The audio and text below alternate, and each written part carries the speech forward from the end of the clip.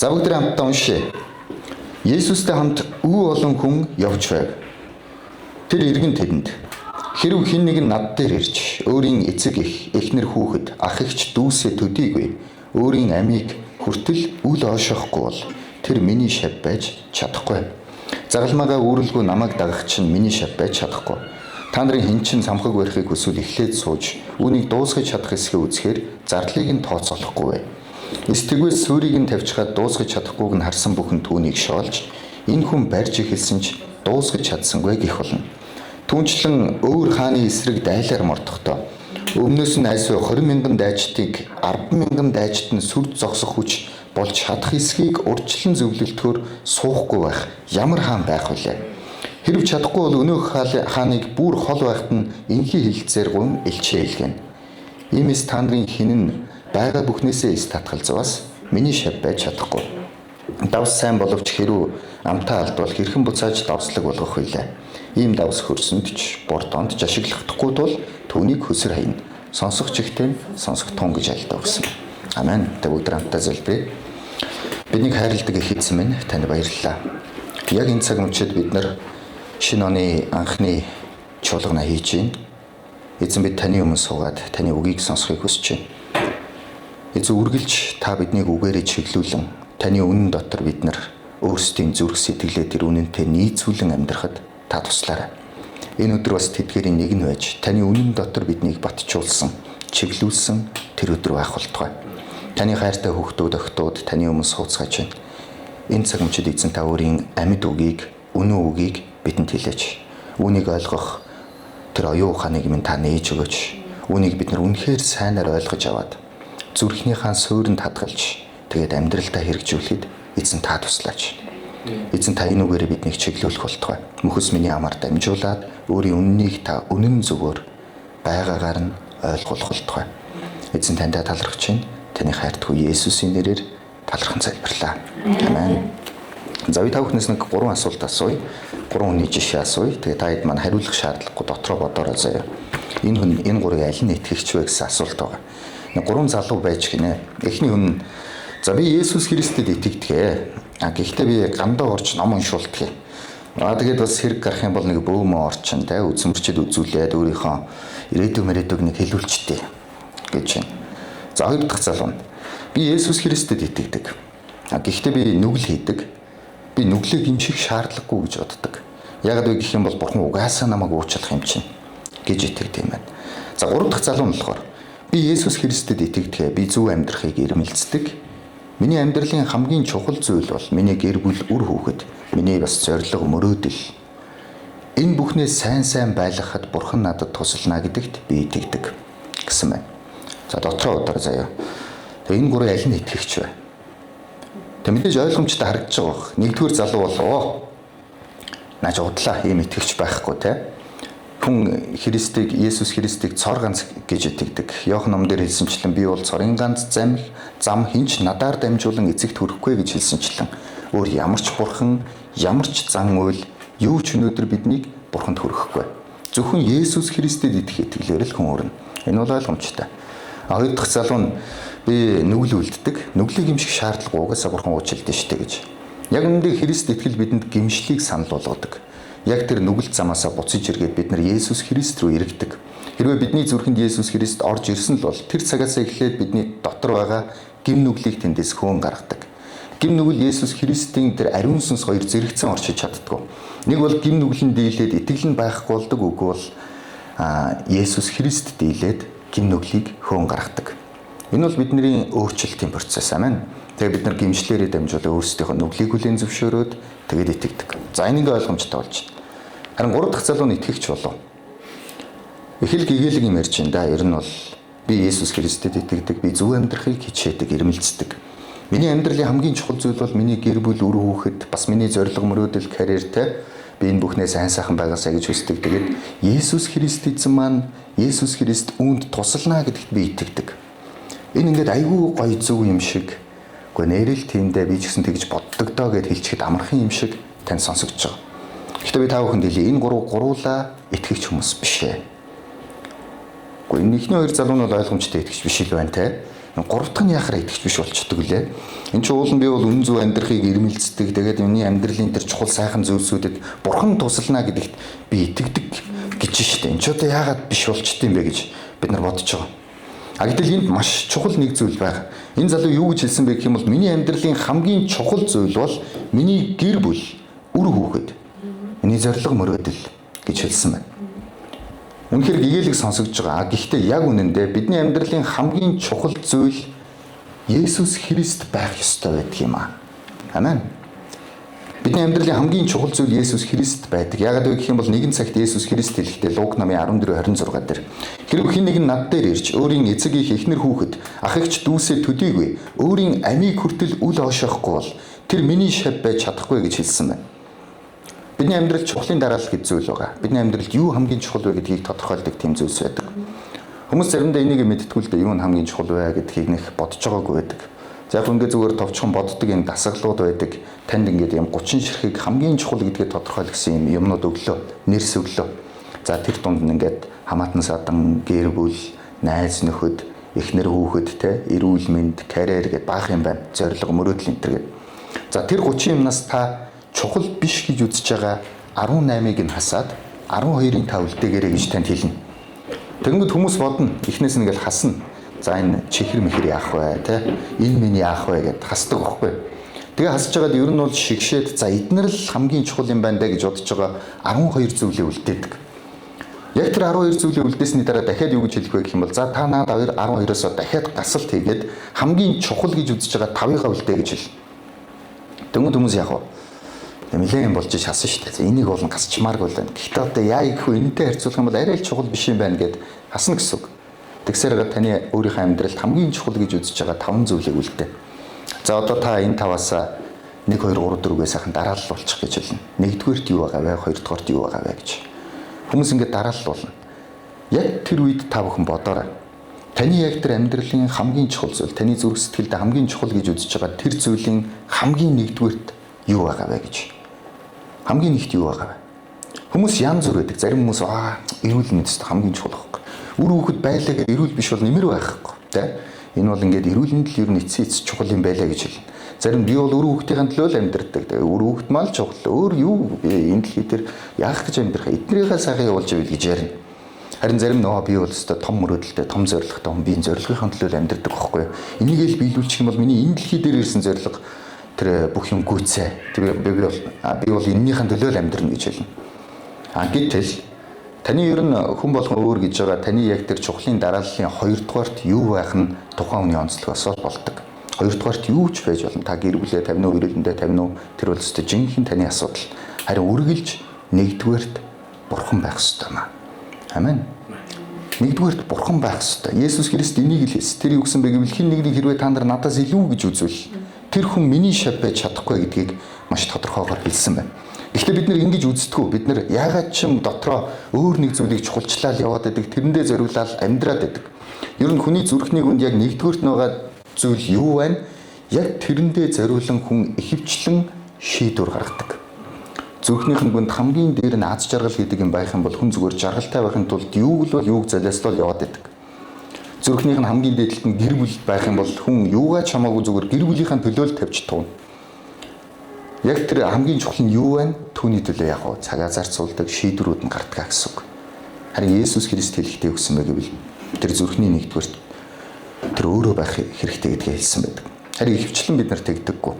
Тэгвэл өнөөдөр бүгдээр хамтдаа заримдаа хүмүүс буруугаар ойлгосноосоо болоод мэдхгүйгээсээ болоод эсвэл энэ талаар огтхонч сонсоогүйгээсээ болоод төөрөлдсөн байдаг бол өнөөдөр хамтдаа хэрхэн бид яг тэр Есүс Христийг 1-дүгээрт тавьж бүрэн дүүрнээр итгэх вэ гэдэг талаар үзцгээе. Луг намын 14:25-аас 35 дахь ишлэлээр Есүс Христ бүх олон хүнд хандаж хэлж байгаа. Тэгээ заримдаа энэ ишлэл ингээд аюу чухам хурц юм ярьж байгаа болохоор бас аюу чухал хүмүүстэй л хэлэгдсэн баг. Бид нар нэг хамаагүй хаа гэж хүмүүс заримдаа өөрийгөө эндээс авч гарах гэж оролддог. Харин Есүс тэр үед өөрийг нь дагж исэн олон түмэнд рүү хараад хэлсэн багт. Тэр зөвхөн дагалдагчдаа зориулсан эсвэл зөвхөн Петртэй ярьж байхдаа хэлээгүй. Петрэ чи яг над шиг агуу те надад агуу үйлчлэлийг өгөх гэж байгаа бол агуугаар үйлчлэх гэж байгаа бол чи намайг 1-дүгээр тавих ёстой шүү гэж хэлж байгаа юм биш. Харин тэр өөрийг нь даган явж исэн олон хүнд буюу тэр бүхэл хүмүүст хандаад хэн миний шав байж чадах вэ гэдэг тухай ярьсан байна. Есүсийн дагалдагч гэдэг бол Есүст итгэдэг хүмүүсийг хэлж байгаа. Есүс Христэд итгэдэг хүмүүс угаасаа Есүс Христийн дагалдагч болдог. Энэ талаар яриад ийн гэсэн үг. Амен. Тэгэхээр бид нэр үүний гадна үлдэж чадахгүй гэсэн үг. Тэр тодорхой хүмүүс нь ингээд яадаг баха. Би бол яг зүгээр л итгэе явж идэн гэсэн тийм юм байхгүй гэсэн үг. Юун түрүүнд яг энэ үг надад зориулагдсан гэж бүгд хүлээж авъя. Тайлжууд хүндээ хэлэхгүй юу? Энэ надад зориулагдсан юм а гэж. Танд зориулагдсан юм а биш те. Надаа өөрлөгөө заагаад хэлээрэй заяа. Энд ямар түүх гарсан бэ гэх юм бол хэрв хэн нэг над дээр ирж өөрийн эцэг их эхнэр хүүхэд ах эгч дүүсээ төдийгүй өөрийн амийг тэд үл оошохгүй бол миний шав байж чадахгүй гэж хэлсэн байна. Тэгээд дараа нь намайг дагагч нэгэн бол загалмаагаа өрөөд дагах ёстой. Хэн ер нь урдчлан тооцоолохгүйгээр байшин барьж эхлэхдээ би дуусгах чадaltaй гэж тооцохгүйгээр эсвэл би тэр 20,000 цэрэгтэй хааны эсрэг 10,000 цэрэгтэй тулах гэж тэрийг урдчилж тооцохгүйгээр тулдаг бай. Яг үүнтэй адилхан хүн Есүс Христийг надаас илүү хин нэгнийг хайрладаг нэгэн байх юм бол тэр миний дагалдагч байж чадахгүй гэж Есүс Христ хэлсэн.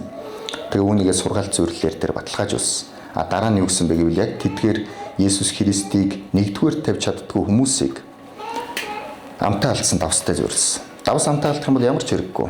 Давс бол зүгээр амтаа алдсан тэр нунтаг бол те юунд ч хэрэг болохгүй. Хоолнд игээд ч нэмэргүй, ягаад ч нэмэргүй. Зүгээр л гудамжинд хаягдахаас цаашгүй. Яг ийм амтаа алдсан давстай тэр дутуу итгэлтнүүдийг зөвлөсөн гэсэн. Эндээс бидний ойлгож авах нэг зүйл нь хамгийн түрүүнд Есүс Христийг бид амьдралынхаа хамгийн чухал нэгэн гэж үзэх ёстой гэсэн зүйлийг ойлгох хэрэгтэй. Амен. Есүс Христийг бид амьдралынхаа хамгийн чухал нэгэн гэж үзэх ёстой. Бурхныг нэгдүгээр тавина гэж арай товчлоод хэлдэг. Есүс Христ энд маш тодорхойгоор хэлсэн байгаа. Энэ санаа өөрөө Библийн олон газруудад давтагддаг. Бас хизээж үгүйсгэгддэггүй. Есүсийн дагалдагчид үүнийг баталдаг. Тэр байтугай Илч Паул хүртэл үүнийг давтан Бурхныг бид нар нэгдүгээрт тавих ёстой шүү гэж хэлсэн байдаг. Амен. Тэгэхээр энэ Есүс Христ маш тодорхойгоор хэлж байгаа учраас үүнийг бид нар ингэж бууруулж ойлгож болохгүй. Нэгэнт ингээ Есүс хэлчихэд хахтай наа чи гэхдээ яг тэгж хэлээг байхгүй. Энд явахтай зүгээр жоохон Есүс ууралдсан, үсцэн үе таарахгүй юу? Энэ үсцэн хүн чи явахтай ингээл байжснаа гинт нөгөөдүүл нь жоохон ингээ затгараад дангууд нь тэгээ хэлцээ байлгүй гэдэг ч юм уу те. Ямар нэгэн байдлаар энэ утгыг нь бид нар говьуулж хүчийг нь сулруулах тийм оролдлого хийх шаардлагагүй гэсэн үг.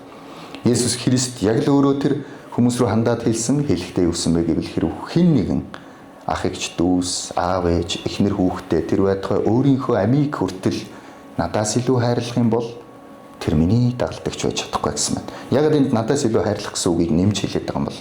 Яг үгүй гэхээр цорын ганц энэ ишлэлээр ярьж болдог нэг үг нь юу гэдэг вэ гэвэл яг энэ үл оошох гэсэн үг байдаг. Тэгээ энийг надаас илүү хайрлах гэснээр бас орлуулж орчуулж болдог. Шалтгаан нь юу вэ гэх юм бол уул нь бол энэ үзэн ядах гэсэн утгатай үг. Хадуугаар хэлэх юм бол хэн ах эгч дүүсээ өөрийгөө эхнэр хүүхдээ эс үзэн ядна.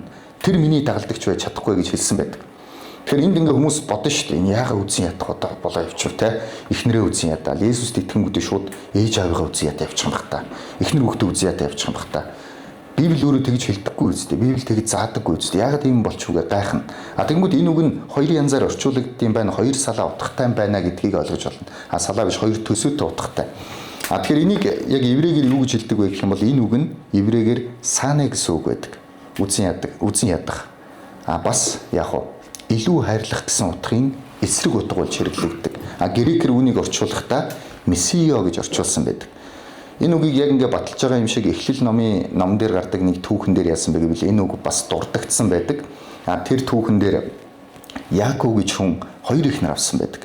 Рахел болон Лия гэж.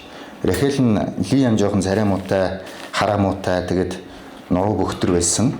Бас тарган байсан юм шиг байна. Рахел нь болохоор яасан бахна. Яг эсрэгээр байсан бахна шүү дээ, тэ. Тагвайлаг гоё юм ихтэй байсан юм шиг байна. Тэгээ яасан бэ гэвэл Яаков Рахелд дурлсан байсан учраас Рахельтэй гэрлээд хоёулангийн эхнэр болго авчиж байгаа. Тэр түүхийн нарийн ярих юм бол бидний цаг өрөхгүй л дээ. Хоёулангийн эхнэр болгоод авангуудаа яасан бэ гэхээр Рахелийг Лиягаас илүү хайрлаа гэж бичсэн байдаг. Рахелийг Лиягаас илүү хайрлаа. Эхлэл номын 29-р бүлгийн 31-р ишлэлээр Лияг хайр хүртээгүйг эзэн үзээд гэж хэлж байгаа. хайр хүртээгүй гэх энэ үг нь яг бидний саяны ярьсан саана гэх үг байдаг. Нэгсэндээ эсрэг утгаар нь ашиглах юм бол хэн нэгэн өөрөө эцэг эхээ юм эсвэл өөрийгөө Есүс Христэс илүү хайрлах юм бол тэр нэгэн түүний дагалдагч байж чадахгүй гэсэн утгаар хэлсэн байна гэж бид нар ойлгож болно гэсэн үг. Амен. Есүс Христ бидний амьдралын төв байна гэдэг нь бид нар Есүс Христийг юм бүхнээс илүү хайрлах ёстой гэсэн үг. Тэнд марах юм байхгүй. Эхнэрүүд яаж чаавс гэж бодоод авах шаардлага байхгүй гэсэн үг. Танаа нөхөр яах нь вэ? Есүс Христийг танаас илүү хайрлах хэрэгтэй. Та өөрөө Есүс Христийг нөхрөөсөө илүү хайрлах хэрэгтэй гэсэн үг. Амен. Сум дотор золдохгүй шүү.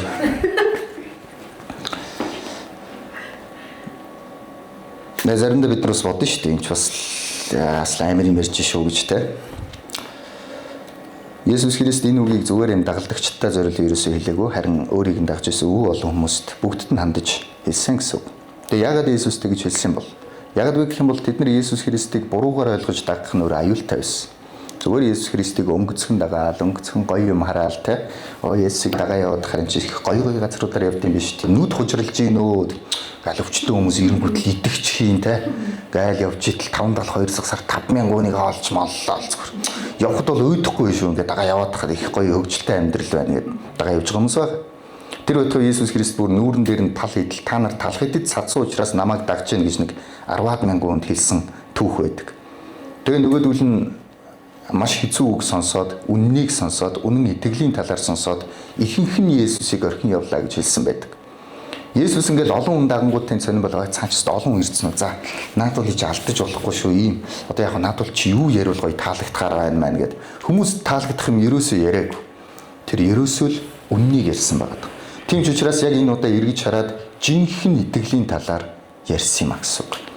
Жинхэнэ итгэл гэдэг бол Есүс Христийг хамгийн дээд гэж итгэх, зүрх сэтгэлийнхаа нэгдүгээрт гэж итгэх тэр итгэлийн талаар ярьж байгаа. Амен. Гэхдээ бид нар энэ хэдийгээр ингээ хатууч гэсэн онлын үед бодоод үзэх юм бол энэ нь ингээ аюул зөв гэдгийг ойлгож болдог. Ягаад вэ гэх юм бол ер нь бүхний эзэн хин юм бэ гэсэн асуултыг бид нар өөрсдөөс асууж болно. Би ер нь амьдралынхаа эзэн юм уу биш юм уу? Би ер нь ингээ өөрийнхөө эзэн байгаад өөрөө бүрэн дүүр амьдралаа удирдаад миний эзэмшиж байгаа болгон ер нь миний мөнхийн өмч юм уу гэдгийг бид нар асууж болно. Бодоод үзэх юм бол бид нар өөрөө ерөөсөө мөнхийн өмчлөгч байж чаддгүй. Бид нар одоо эдэлж хэрглэж байгаа байр, сав, машин тэрэг бүгдийг нь төр зүүрл эзэмшиж байгаа. Нэг бол тэр зүйлс хуучраад алга болно, үгүй бол бид нар өөрсдөө хуучраад алга болно. Тэгэл болоо. Тэнд ерөөсөө ямар ч мөнх энэ бол минийх гэсэн юм байхгүй. Тэр байтугай бидний амь нас үр хүүхэд гэр бүл хүртэл биднийх биш байдаг. Үр хүүхэд эзнээс ирсэн бэлэг гэж Библиэлд хэлсэн чинь тэд нар өөрсдөө бие даасан оршихуу цаг нь болох үед тэд нар эцэг эхээ орхиод их нэртэйгээ нөхөртөөгөө нэгэн бие болоод явцгаах болно. Тэд нар таны төлөө таны өмнөөс бүрэн дүүрэн амьдрахгүй тэд нар өөрсдийнхөө төлөө амьдрах болно. Ээж авууд ч гэсэн яг үнэндээ бидний өмч биш. Тэд нар ч гэсэн бие даасан оршихуу тэд бүгд Бурхны бүтээл. Библи хэлэхдээ Эхлэл номон дээр Бурхан анх хүнийг бүтээгээд Эхлэл 2 дугаар бүлгийн 9 дугаар ишлэлээр тэгээд амин амьсгалыг хамраар нь үлээж орууллаа гэж хэлсэн. Тэгээд үүнээс болж хүн амьд оршигч боллоо гэж хэлсэн байдаг. Амен. Бурхан хүнийг анх бүтээгээд амийг түүнд өгсөн байдаг. Библи өөрөө үүнийг гэрчилдэг. Дуулал номын 24 дугаар бүлгийн 1 дугаар ишлэлээр газар дэлхий болон түүн доторх бүх юм дэлхийн ертөнц ба түүн дээр оршин суугчид эзнийх юм а гэсэн байна. Даниэл номын 4:35 дээр Даниэл газрын бүх оршин суугчид юу ч биш мэт. Тэр тэнгэрийн цэргүүд болон газрын оршин суугчдад өөрийн хүслийн дагуу үйлдэдгээ гэж хэлсэн. Бурхан хүмүүст өөрийн хүслийн дагуу үйлддэг. Тэр өөрийнхөө бүтээл энэ дэлхийд өөрийнхөө хүслийн дагуу үйлддэг гэсэн үг. Хинээс ч асуулгүйгээр. Би нэг юм жишээ авъя л да. Нацаг дөрчгөө миний нутаг гэсэн сайхан шүлэг байдаг те. Юу гэж хэлдэг вүлээ? Хинти хангаа соёны өндөр сайхан нуруунууд гэдэг хэлдэг. Энийг өөрчилмөр байна. Хинти хангаа мангаа гэхээр яах юм? Нутаг усны юм болчиход байна те. Монголчуудаараа энэ шүлгийг уншиж байгаа юм чи бүгдээрээ одоо юу яа? Жохон нийслэлжүүлээд улсынхаа тэр нийслэлээр сайхан явъя. Богдхан уулын өндөр сайхан нуруунууд гэвчилт те. За тэгээд яг хуу туул сэлб уляастай өргөн сайхан голууд гээ явчихъя гэд. Тэглээ. Надад ийм ирэх байгаа болов. Байхгүй шүү дээ. Ягаад вэ гэвэл энэ нацаг дөрчгөө юм бүтээл учраас. Өмчлөгч нь нацаг дөрчгөө учраас.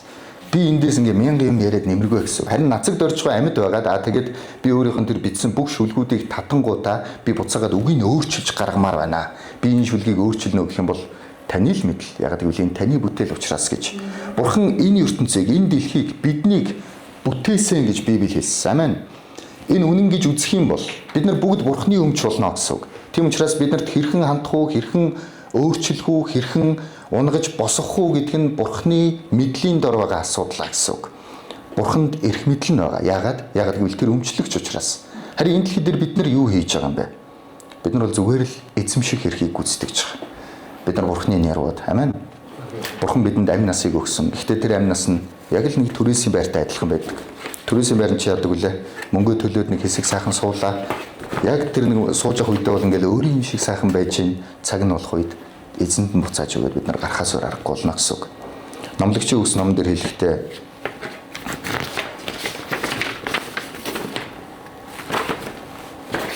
тэгээд шорон урдын адил газартаа буцаж амьсгал нь түүнийг өгсөн Бурхандаа очино гэж хэлсэн байдаг. Амен. Эхийн хөвлөд хүүхэд бий болоод тэнд зүрх анх цохилох үед тэнд амьтаа оршигч бий боллоо гэж үздэг. Тэгээд жирэмсний хялтанд авдаг тийм үү? Зүрхэн цохилохгүй байгаа хүүхдийг наадах чи хүүхэд гэж үзэхгүй л гэж үзэн. Тэгээд ямар ч хяналт тийм гоё дэвтэр нээж өгөхгүй. Харин тэнд ам байгаа бол энэ амийг үл өшөөж болохгүй гэд тэнд яг анхаарал хандуулж эхэлдэг гэсэн үг. Харин тэр амин амьсгалыг, тэр зүрх цохилохыг хэн анх өгдөг юм бол бид нар гівтж байгаа за одоо зүрхийн цохилуулна гэж цохилуулаад те хоёулаа нэг сайхан цохилуулчвал яг за тийг цохилуулъя гэж зүрхийн цохилуулаад тохирол за байж байгаараа энэ зүрхэн цохилох гэсэн чинь энэ жоох юу саатаад энийг яс янзлаахыг гэж янзлаад бид нар хүүхдэд амь өгдөг үлээ. Бид нар бол зүгээр сайхан идэж угаал байж байгаа шүү дээ тийм үү? Харин хөвлөд байхад нь Бурхан түүнд амийг өгдөг. Тийм ч учраас Соломон хаан хэлэхдээ эзэн Бурхан тэгээд шорон урдын адил газартаа буцаж амьсгал нь түүнийг өгсөн Бурхандаа очих болно гэж хэлсэн байна. Амен. Юм болгон Бурханы өмч байдаг. Үүнийг хамгийн сайн мэддэг бас нэг хүн Йов байсан. Нэг өдөр Йов олон хүүхэдтэй байлаа, сайхан эд хөрөнгөтэй байлаа. Нэг өдөр бүгд байхгүй болсон. Эд хөрөнгө нь бүгд сүйдэж алга болоод дээрэмдүүлээд тэр хүүхдүүд нь том ахиндаа бүгдээрээ сайхан найрлж яснаа дарагдаад өгчлээ гэсэн мэдээ ирсэн. Йов тэр үед юу гэсэн бэлээ? Миний өмч яагаад алга болчихоо гэж хэлэв. Харин тэр хэлэхдээ нүцгнээр би эхийнхээ хөвлийгээс ирсэн. Нүцгнээрээ би тийшээ буцхуулна. Өгсөн нь эзэн, авч чадсан нь чийдсэн. Эзний нэр алдаршгэ гэж хэлсэн байна. Амен. Йов мэдээж хүүхдүүдтэй хайртай байсан тодорхой. Тэний хүүхдүүдээ юм ч нэ удахгүй өвчл байдгийн амьдрчил байдгийн гээгүн тодорхой. Тэр шууд хувцас тайлаад үнсэн дээр суугаад гашууд уйлсан. Гэхдээ л тэр яг зүрх сэтгэлдээ нэг үннийг хүлээн зөвшөөрж ирсэн. Тэр нь юу вэ гэвэл энэ бол эзний өмч юм а гэдгийг. Амен. Эзэн өгсөн, эзэн авсан гэж тэр хүлээн зөвшөөрж ирсэн.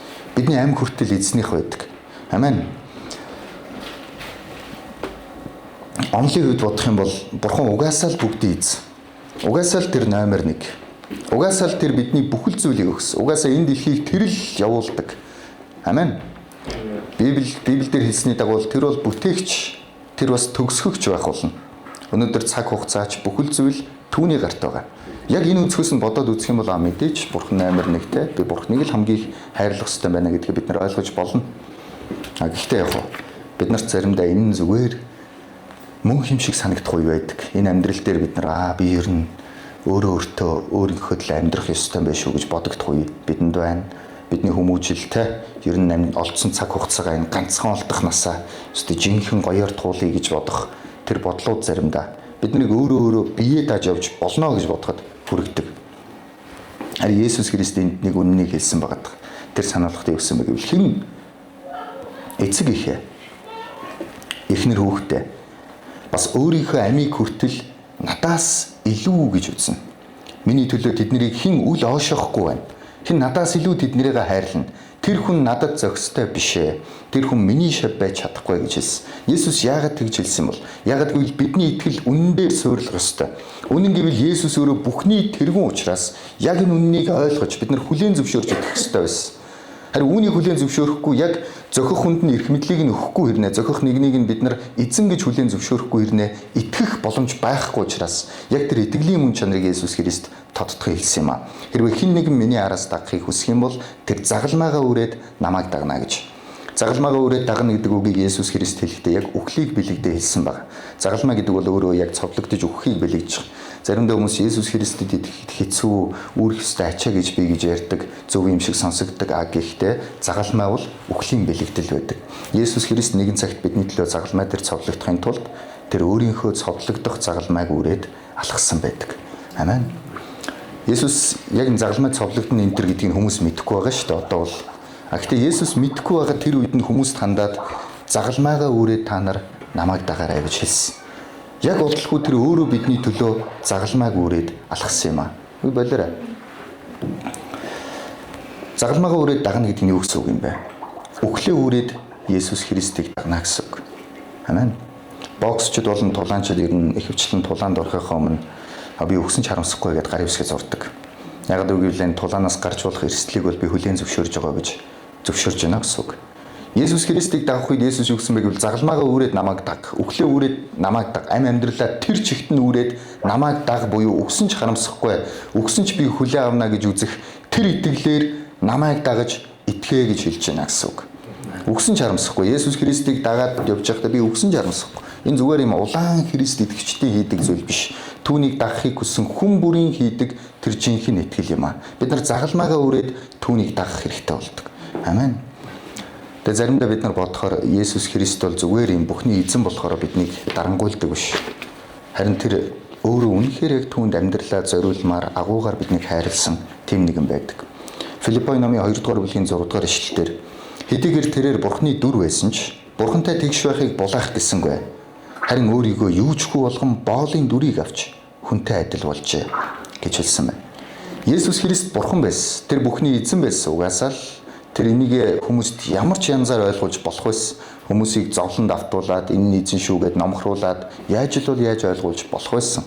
Ойлгомжтой. Гэхдээ Есүс Христ биднийг аврахын тулд биднийг үнэхээр хайрлсан учраас тэр өөртөө байсан тэр агуу эрх мэдлийг төр зур орхиод тэгээд тэр боолын дүрийг авч өөрийгөө хоослон хүнтэй адил болоод тэр энэ дэлхий дээр ирсэн гэсэн байна.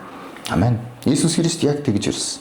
Тэгээ Есүс Христ энэ дэлхий дээр ирээд тэр дагалдагчдтайгаа нүүр нүрээрээ харж байгаа тэр үннийг хэлсэн. Өөрийг нь дагаад явж байгаа тэдгэр хүмүүс ч гэсэн яг тэр үннийг тэр өөрөө чихэнд нь хэлсэн байгаа. Эргэж хараад хэн надад итгэхийг хүссэн тэр хүн бусад зүйлсээ үгүйсгээд намайг дагна шүү гэж. Амен. Тэр байтугай Есүс Христ энэ дэлхий дээр эзэн байсан тэр хүмүүсийг итгэж өсөх хүмүүс түүнийг эзэн багш гэж хүндэлж байхад хүртэл цовлогдохын өмнөх орой дагалдагчдын хөлийг угаасан байдаг. Тэр дагалдагчтай хайрлаад эцэстэн тулд хайрлаа гэж бичигдсэн. Тэгээд тэр босож альчуур авч бүслээд дагалдагчдын хөлийг угаасан. Тэгээд тэр хэлэхдээ та нар намайг багшаа гэдэг эзэн гэж хэлдэг тэр чинь үнэн. Гэхдээ би багш эзэн атлаа та нарт ийм үйлдэлээ. Та нар бас түнчлэн үлдээрэй гэж хэлсэн байдаг. Амен. Есүсийн дагалдагч Петр яг Есүсийг тэгээд ирэхэд нь эзэн би танаар хөлөө угаах юм бэ. Би харин таны хөлийг угаах ёстой гэж Есүс хэлдэг. Харин Есүс тэр үед зүгээрээ хэрвээ чи надаар хөлөө угаахгүй бол чи надтай хамаагүй болно шүү гэж хэлэх үед Петрээс тэгвэл эзэн миний толгойг бас гарыг угаагаж бас жоохон давардаг те.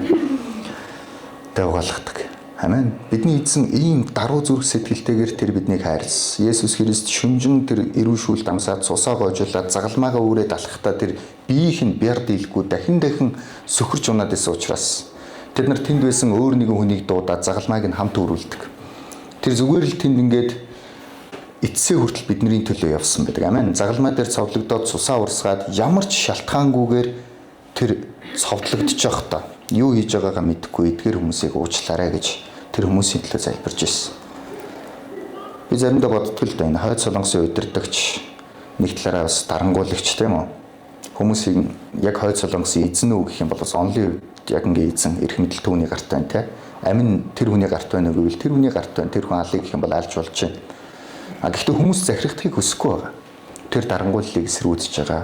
Хэдийгээр онлын хувьд зөвчгсөн тэгмээргүй байна гэж бодож байгаа.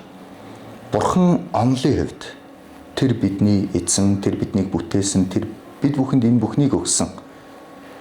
Гэхдээ тэр биднийг дарамталж, биднэрт энэ бүхнийг тулгаж, тийм янзаар бидэнтэй харилцдаггүй. Харин тэр яасан бэ гэвэл өөрийгөө хоослон боолын дүрийг аваад бидний төлөө энэ дэлхий дээр ирээд биднийг хайрлан загалмай дээр цовдлогдсон юм аа. Амен. Бидний эзэн бол ийм агуугаар хайрлсан. Үнэхээр яг онлын хувьд ч тэр мөс чанарынхаа хувьд ч тэр түүнийг таавал номер 1, таавал миний амьдралын эзэн, таавал миний зүрхний хамгийн чухал нэгэн гэж үзэхээс өөр сонголт бидэнд байдаггүй. Мэдээж сонголт онлын хувьд бол байгаа. Гэхдээ бид нар үнэхээр тэгхэл хэрэгтэй юм шиг санагддаг. Амен. Зүрх сэтгэлийнхаа хувьд хүртэл таавал үнэхээр номер 1 байх зохистой нэг юм а гэдгийг бид нар хүлээн зөвшөөрдөг. Амен. Хэрв та эцэг эхээ бурхнаас илүү хайрлах юм бол энэ нь болохгүй болно гэсэн үг. Та өөр хүүхдээ бурхнаас илүү хайрлах юм бол нөхөр эхнэрээ бурхнаас илүү гэж үзэх юм бол та түүний хувьд зохисгүй болно гэсэн үг. Таны итгэл ерөөсөө зөв биш байна гэж та үзэж болно. Яг энэ эцэг эхээ хайрлах гэдэг дээр бүгдээрээ нэг жишээ болгоод ярихад Гитлэл номын 20 дугаар бүлгийн 12 дугаар ишлэлээр бурхан өөрөө 10 тушаалтаа чи эцэг эхээ хүндэл гэж хүн төрлөختөнд тушаасан байдаг. Израилийн ард түмэд чи эцэг эхээ хүндэл. Тэгхийн бол чи газар дээр миний чамд өгсөн газар дээр урт наслах болно гэж хэлсэн. Амен. Бурхан эцэг эхээ хүндлэхийг хүсдэг юм байна.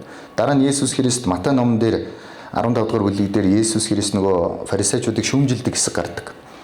Та нар хатуу зүрх сэтгэлтэй, тэгээ та нар эцэг эхээ ачлах болонгууд би танд өгөх гэж байгаа зүйлээ бурханд өгсөн. Тийм болохоор би таныг ачилж чадахгүй нэ гэж худлаа ярьж энэ үүргээс холтдог.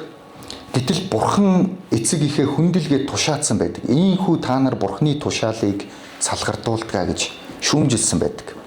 Есүс Христийн мөн чанар эцэг эхээ хүндэл гэж хэлээд байна. Гэхдээ бурхан яасан бэ гэвэл эцэг эхээ надаас илүү хайрлагч нь зохисгүй гэж хэлээд байна. Тэгэхээр энд юу болоод байгааг бид нар хараад яг эндээс ямар логикийг гаргах вэ гэдгийг бид нар харж болно гэсэн үг.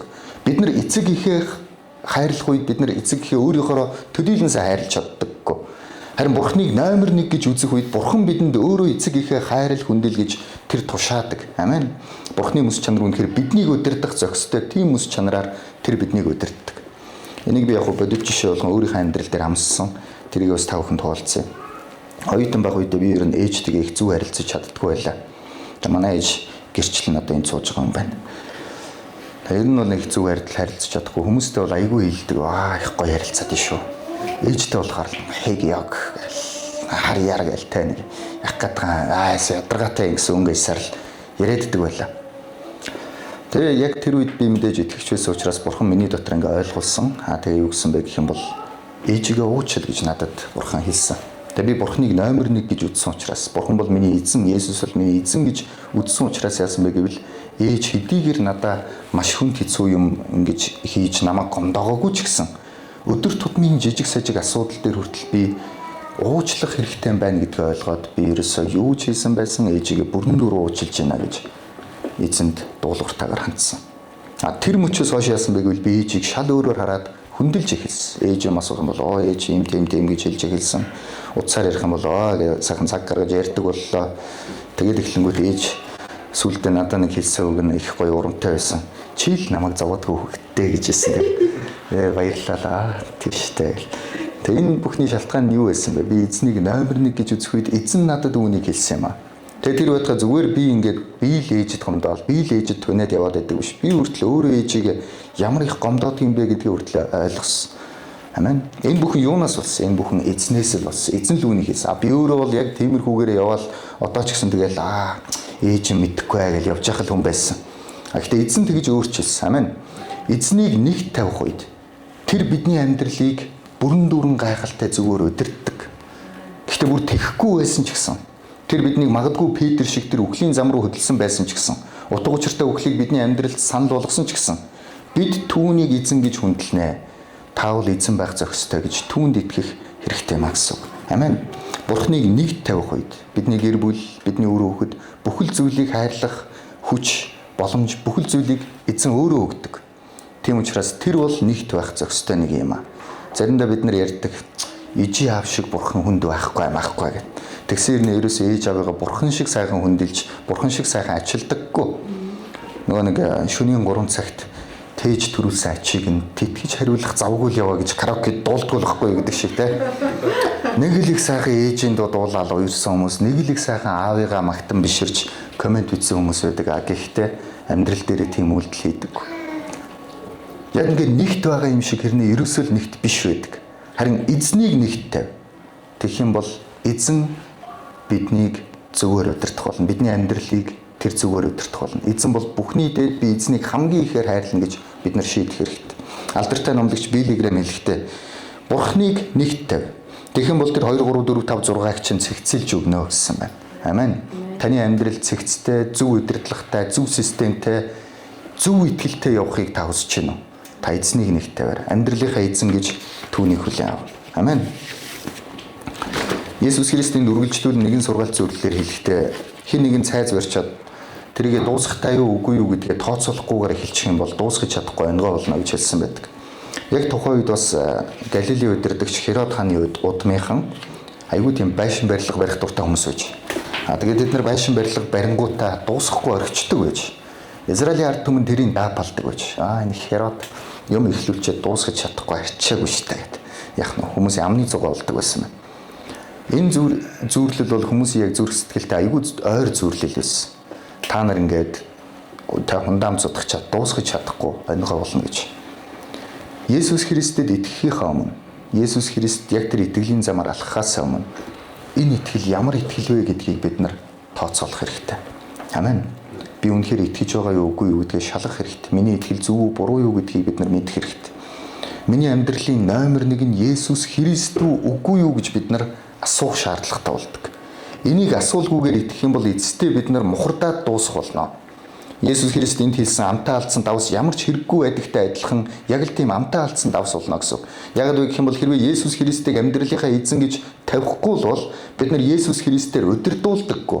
Бидний шийдвэр Есүс Христийн талд гардаггүй. Хэрвээ бид нар Есүс Христийн талд шийдвэр гаргадаггүй бол Есүс Христэд итгэх ямар ч шаардлагагүй гэсэн үг. Бид нар Христийг дагахгүй юм бол, Христ итгэлийг амьдралдаа хэрэгжүүлэхгүй юм бол, Есүс Христээр удирдуулахгүй юм бол яах гэж Есүс Христэд итгэж байгаа вэ? Есүс Христээр бас бид нар аврагдахгүй юм бол, зөв итгэл биднийг аварна, харин бид нар тэгж итгэхгүй юм бол бид нар яах гэж цагаа барж байгаа вэ? Есүс яг үүнийг асууж байна гэсэн. Тийм учраас та нар тооцоолоорой гэж. Миний амьдралын номер 1 нь Есүс Христ гэж бид нар шалгах хэрэгтэй. Тэгээ би түүгээр удирдуулан амьдрч чадах уу? Би түүний төлөө гин нүглээ орхих уу? Түүний энэ амьдрал дээр надад хий гэсэн болгоныг уучлахыг хүсэхгүй байсан ч гэсэн хэрвээ уучлах юм бол би уучлах уу? Хүсэхгүй байсан ч гэсэн хэрвээ тэг гэх юм бол би тэгэх үү? Гэдгийг бид нар бодоод тийм гэсэн нөхцөлд явах. Бид нар итгэх хэрэгтэй гэсэн. Бид нар Илч Паулыг мэддэг. Илч Паул бол шинэ гэрээний анхны теологч гэдгээр алдартай хүн байдаг. Теологч гэдэг нь ямар учиртай гэх юм бол Есүс Христийн үгийг хүмүүст ойлгохоор тайлбарлаж өгдөг байж. Илч Паул харь үндэстэн буюу Ромчуудад хандаж Есүс Христийн энд юудэчүүдэд хэлсэн үгийг тайлбарлаж. Тэр тайлбарлахдаа юу гэсэн бэ гэх юм бол Ром намын 10 дугаар бүлгийн 9 дугаар ишлэлээр хэрв хүн Есүсийг эзэн гэж амаараа хүлээн зөвшөөрч Бурхан түүнийг үхэгсдээс амьлуулсан гэдэг зүрхэндээ итгэвэл аврагдах болно гэж хэлсэн. Амен. Итгэлийн талаар тэр хэлэхдээ итгэлийн яг тэр хоёр бүрэлдэхүүн хэсгийг хэлсэн. Нэг нь хүн Есүсийг эзэн гэж амаараа хүлээн зөвшөөрч Есүс Христ бол миний амьдралын эзэн буюу миний номер 1. Би түүнийг л хамгийн их хайрладаг гэж амаараа хүлээн зөвшөөрч тэгээд зүрхэндээ Бурхан түүнийг үхсдээс амьлуулсан гэдэгт итгэвэл тэр аврагдах болно гэсэн. Авралын тэр итгэлийн талаар хэлэхдээ яг ингэж тэр тодорхойлсон байна. Амен. Та тэгвэл та бид тэгж итгэж байгаа юу? Хэрвээ тэгж итгэхгүй бол Есүс Христ яг бидний нүд рүү харж агаад чи миний шав байж чадахгүй, чи ерөөсөө намайг дагахгүй байна, чи итгэхгүй байна гэж хэлж байна гэсэн үг. Нэг л өдөр бид нар зүгээр нэг Есүс Христийн нүд рүү харахаас илүү Бурхны тэр агуу цагаан сэнтийн өмнө очих болно. Амьдралынхаа төгсгөл бид нар Бурхны тэр шүүлт дээр очих болно. Тэр үед Бурхан юу гэж хэлэх бол? Чи надад ер нь нэлээд гоё итгэдэг юм байна шүү дээ. Чи бараг л намайг нэгдүгээр тавьсан юм байна шүү дээ. Бараг 6-ад явж байгаа юм байна шүү дээ, тэ гэх болов. Тэр яг л бид нартай шударгаар ярих болно. Чи надад зохистой биш ээ, тэ. Чи намайг эзэн минь гэж хэлсэн хэрнээ хизээч намайг эзнээ болгоогүй байна. Чи өөрийнхөө төлөө, бусдын төлөө, эсвэл үр хүүхдийн төлөө тэднэрт тал яасан. Тэднийхэн төлөө л амьдэрсэн байна. Хизээч намайг надаар удирдуулан амьдралаа надад өгөөгүй байна гэж тэр хэлэх баг. Тэгээд би та нарыг танихгүй гэж хэлээд биднийг там руу явуулна. Там бас Библиэлд байж байгаа. Библийн тамийн талаар Библи өчнөө олон дүрсэлсэн. Тэнд уйлаан, хашгираан, шүдэн хавирхан буй гэж хэлсэн. Тэнд зовлон дотор хүн шүдэн хавираад тис чадахгүй шүдээ суугаад шүдэн дуурайд хавиргаж байгааг хэлж байгаа. Гэхдээ тэнд үхлээр дамжуулаад тэр зовлон нь алга болохгүй гэж хэлсэн. Үхэж чадахгүй зовно гэд бодоод үзэлтэй. Өөртөө бидний хар дарсан зүуд үзтэй тийм үү? Аимшигтай зовлон донд хүн заадуу хүчхийн бол баг ингээд болох юм байна да гэж тайтгардаг бол эсвэл ингээ үхээд дуусах байх та гэж боддог бол там тарин үхэл байхгүй гэж хэлсэн. Тэр мөнхийн зовлон гэж хэлсэн. Энэ аимшигтай зүйл. Тэр мэдээж бидний эзэн бидэнд тэр итгэлийг санал болгосон. Харин тэр итгэл нь түүнд амьдралаа бүрэн дүүрнээр өгөх итгэл юм аа. Амен. Америкчууд сүүлийн үед ингээд хэрхэн итгэлээ тунхаг гэлж байгааг би бас ингээд олон нийтийн сүлжээнээс ажиглаад байна л да. Америкчууд бол би ингээд Есүст итгэдэг гэж нэг ярьдаг юм байна. I believe in Jesus Christ энэ гэхгүй. Угаасаа хүн болгон Есүс Христийг байгааг мэддэг те. Ер нь бол ингээд багасаа тийм соёлоор хүмүүцсэн. Харин тэд нар яг итгэж байгаагаа юу гэж тодорхойлдог вэ гэх юм бол би өөрийнхөө амьдралыг Есүст өгсөн гэж тодорхойлдог. Ягаад вэ гэхээр тэр олон түмэн Христ итгэлд соёлтой хүмүүс донд Крисмас болгоноор л Есүс Христ Бэтлехэм төрсөн гэсэн ингээд сүмд очиод тэгдэг хүмүүс. Тэгээд ээж аваагаа дагаад 7 хоног болгон сүм дээр очичл байдаг хүмүүс. Тэгэл нэг өдөр за одоо чи насан турш юм чи баптизм өртгөл баптизм өртчихдэг те өөрийгөө Есүст итгэгч гэж бодоод явж идэг. Тэгсэн ирнэ гимнүгэл үлдээл өөрсдийнхөө амьдрал явж идэг тийм хүмүүс. Яг жинхэнэ итгэлийг ойлгох үедээ тэд нар юу гэдэг вэ гэвэл I give my life to Jesus. Би өөрийнхөө амьдралыг Есүс Христэд өгсөн гэж хэлдэг. Амен. Энэ бол яг тэр жинхэнэ итгэлийг ялах. Өнөөдөр Есүс Христ энэ л итгэлийг бидэнд санал болгодог. Өнөөдөр чи намайг хамгийн дээд бүхнээс илүү хайрлах уу? Тэгээ миний төлөө чи бусад зүйлсийг үл ошоож чадах уу? Миний төлөө надад амьдралаа өгөх тийм итгэлээр загалмайгаа үрээд намайг дагах уу гэсэн тэр итгэлийг л бидэнд санал болгодог. Анхнаасаа тийм л байсан. Аваа явж байгаад итгэл нь одоо болохоор ингэж итгэх юм байна гэдэг юм биш. Анхнаасаа л бид нэр тэр итгэлийг л сонсцгоос. Амен. Хэрв та Есүс Христэд итгэхийг хүсэх юм бол загалмайгаа өрөөд өөрийнхөө өхөл амьдралыг өрөөд өөхөөхтлээ би түүнд итгэн. Тэр бол миний амьдралын эзэн юм а гэсэн тэр хүлээн зөвшөөрөлтэй хамт итгэхээрэй. Амен. Тэр үед л бид нар жинхнээсээ Христийн дагалдагч болт юм а. Христээр амьдралаа удирдуулаарай.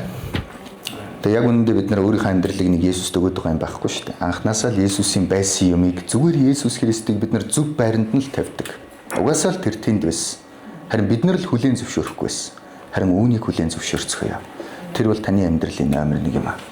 Есүс Христийг нэг тавь. Бусад зүйлсийг нь эзэн өөрөө тогтоож өгнө. Таамттай залбирцгаая. Биднийг хайрладаг их эзэн минь танд баярлалаа. Өнөөдөр бид нар магадгүй таныг сонгоогүйгээсээ болж өөрсдийнхөө нүглээс болж таны үгийг ойлгосныхаа дараа бид нар санаатаагаар үгүйсгэж би энэ амьдралаар амьдрахгүй гэж шийдсэнээсээ болж танаас холдож болно. Гэхдээ эзэн минь бид буруу ойлголтоосоо болж зарим зүйлийг сонсоогүйгээсээ болж буруудахыг хүсэхгүй байна. Эзэн танд баярлалаа. Энэ цаг мөчид бид үнэхээр итгэлийг зөвөр ойлгоход та туслаач. Зүгээр л өнгөцгөн итгэл биш.